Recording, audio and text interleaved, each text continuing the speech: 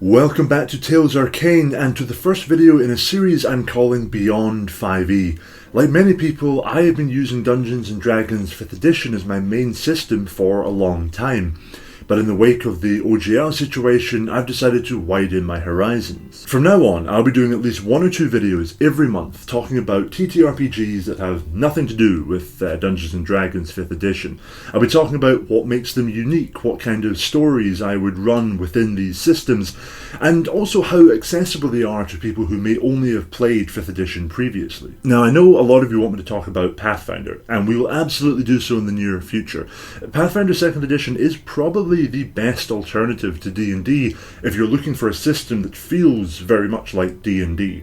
However, I wanted to kick off this series by talking about a game which I don't see covered as much on this platform, but which I think offers a really good alternative to D&D, especially for people who are looking for a more roleplay focused system. I want to talk about Tales of Xadia. Tales of Xadia is a TTRPG based on the world of the Dragon Prince, an animated show on Netflix. I've only seen the first season, but it's a fun show about elves and humans in a sort of ongoing conflict. There's dragons, elemental magic. It is a very Forgotten Realms-esque aesthetic. If you already know and enjoy the Dragon Prince show, then you're definitely going to get something out of this game.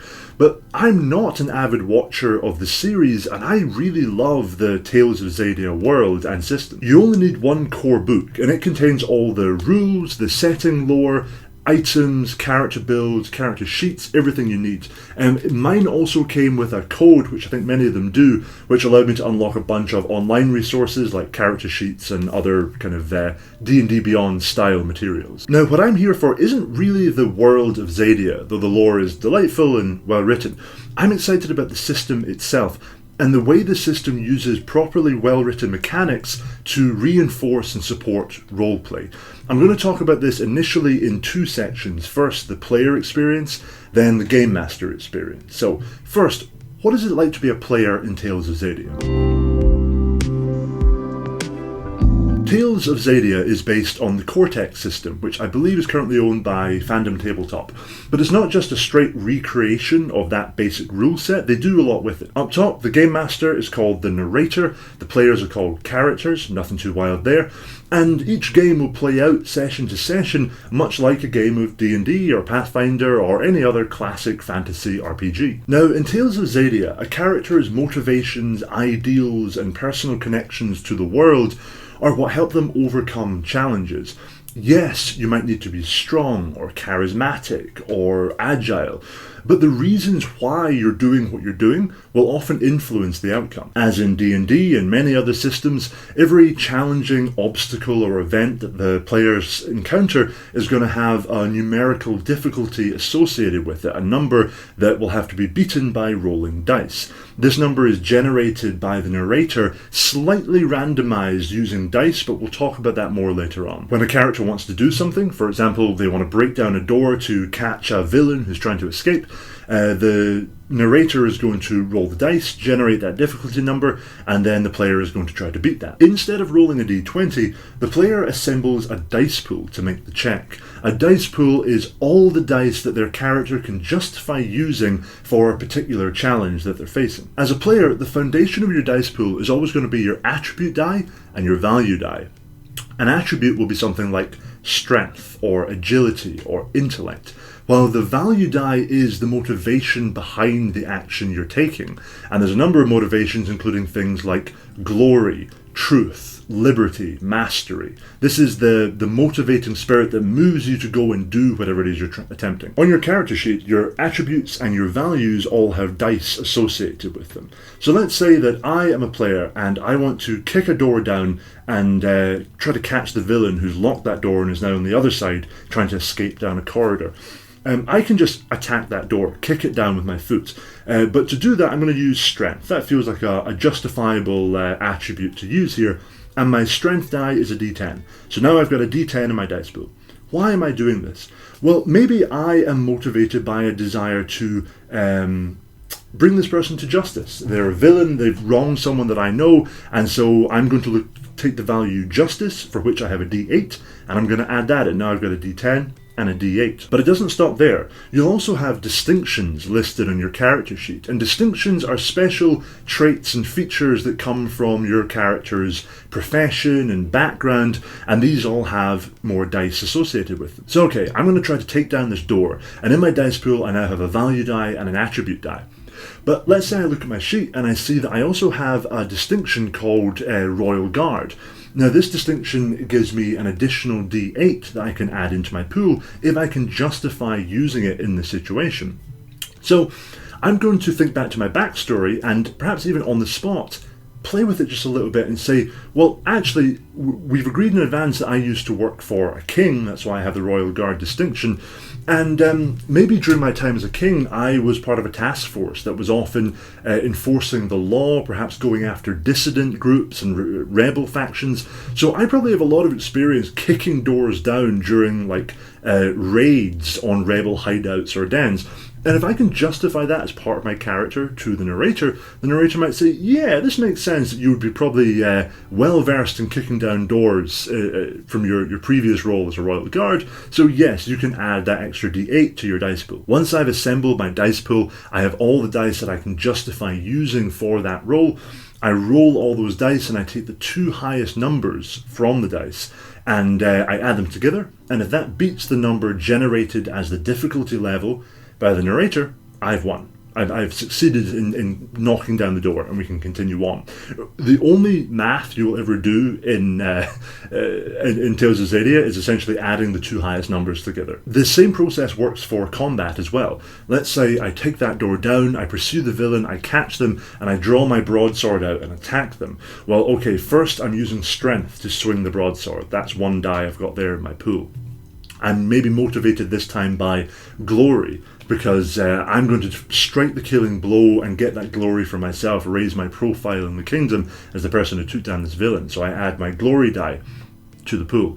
I add any relevant distinctions, and then finally I'm going to add whatever die is associated with the broadsword. In this case it's a D8, so boom, that goes in the pool as well, and it's essentially the same thing we did before, but with slightly different die. By the way, if you're already familiar with the game, you'll have noticed that I've not mentioned effect dice at all, because I'm just trying to keep this to very broad strokes, a very kind of surface level appraisal of the game. If people are interested, they'll follow up the rules and they'll find out how effect dice work as well. So that's a very quick surface level overview of the rules and mechanics from the player side. Now let's go behind the narrator screen and see what the narrator experience is like. Being a narrator is very similar to being a DM. You play NPCs, you play monsters, you lay out a story, and you respond to the actions of the players. One way it differs from D&D is how difficulty is generated. Instead of just having a static pre-arranged number for the DC, you're going to assemble your own difficulty dice pool. Roll as many dice as possible, choose the two highest numbers, and that becomes the difficulty. You're always rolling at least two dice and adding the numbers together. So if you're doing a relatively low level challenge, something quite easy, you're going to roll 2d4. If it's a little bit harder, 2d6, 2d8, 2d12, and so on. If you want something to be very, very challenging, you don't have to stick with it just being 2. You could start doing 3 or 4d12 if you want to make something really tough for the players. But at the end of the day, you're always just going to take the two highest numbers and add them together, because you need it to still be technically passable by the players. Players also accrue stress dice. These are generated when a player takes an injury, perhaps they fail a check really badly, something bad happens, and this generates a stress die. And if it's relevant to the difficulty of a particular act, the narrator can take that stress die and add it to their own pool. Let's say, for example, a player is trying to break down a door. Now, maybe that's not a tremendously difficult challenge. The narrator goes, that'll be a 2d6 we'll roll to start with. But then they notice that the player attempting to break down the door has an unresolved injury stress die from earlier on. Maybe that's a d8. So now the narrator is going to take that d8 and add it to the pool. So now they're rolling their 2d6, I think I said before, 2d6s and a d8. They roll that, and let's say they get 7 a 3 and a 2. They're going to add the 7 and the 3 together, generating a difficulty of 10. And now that's what the player will have to overcome to break that door down. As always, there is more to it, but these are the broad strokes. Now, this system covers pretty much everything you do in Tales of Xadia. This core system is at the heart of the whole game. But what kind of stories are you going to tell using this system? What kind of game does this lend itself to?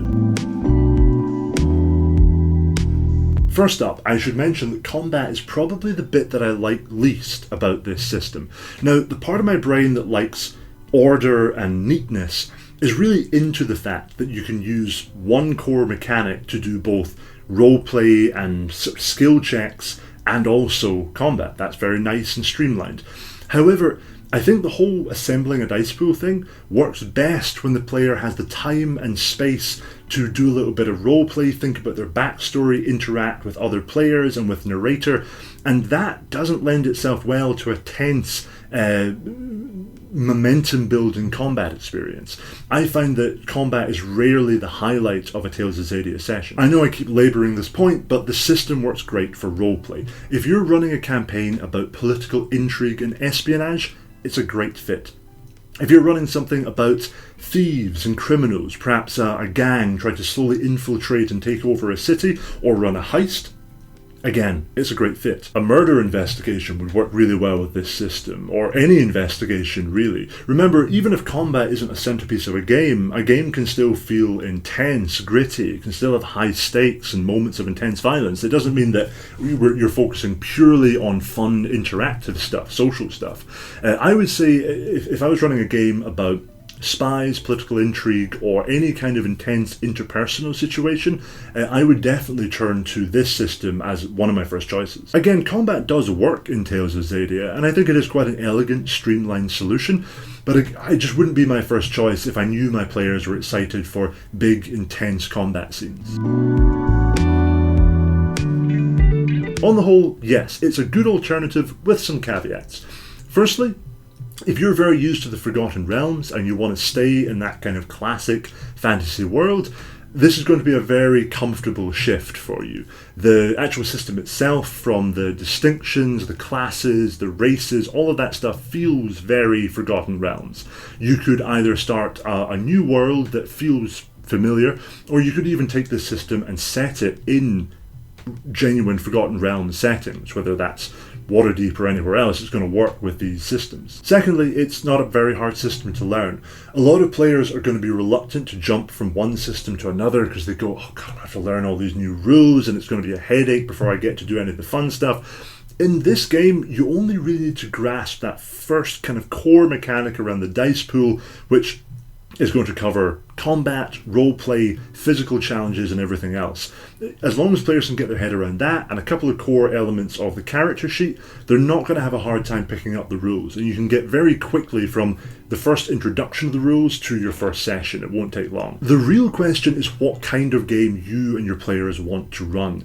If your players are excited about becoming monster hunters and warriors who engage in very frequent combat, then I would personally look for a system that has a bit more of a dynamic combat element built into it. I don't think Tales of Xadia is going to facilitate that. However, if you're going to run a narrative-focused campaign about spies, thieves, crime, politics, any of that kind of stuff, I think this is a really good option, and it's an option that brings in genuine mechanical support for roleplay, which is something that 5e really lacks. To conclude, I really like this system, in case you couldn't tell.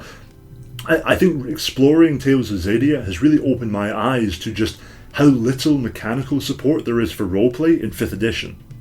And I don't feel bad about getting my players to learn this system because I know it's not going to be tremendous amounts of work for them to pick up the new mechanics. It's a very nice alternative if, like I say, you're wanting to run a game that's going to work well within the system. I hope you found this video informative. I know I didn't go super deep on the rules, but again, I'm trying to strike a balance between introducing you to the concept of the game and giving you just enough information that you can assess whether or not this game might be right for you. I'm very excited for the next video in this series. We are going to be talking about Call of Cthulhu, which I'm very excited about, and then after that we'll move on to a couple of other classics like Pathfinder, Cyberpunk. I want to talk about Mouse Guard at some point soon. There's loads more to talk about. But anyway, I hope you enjoyed the video, and we'll talk soon.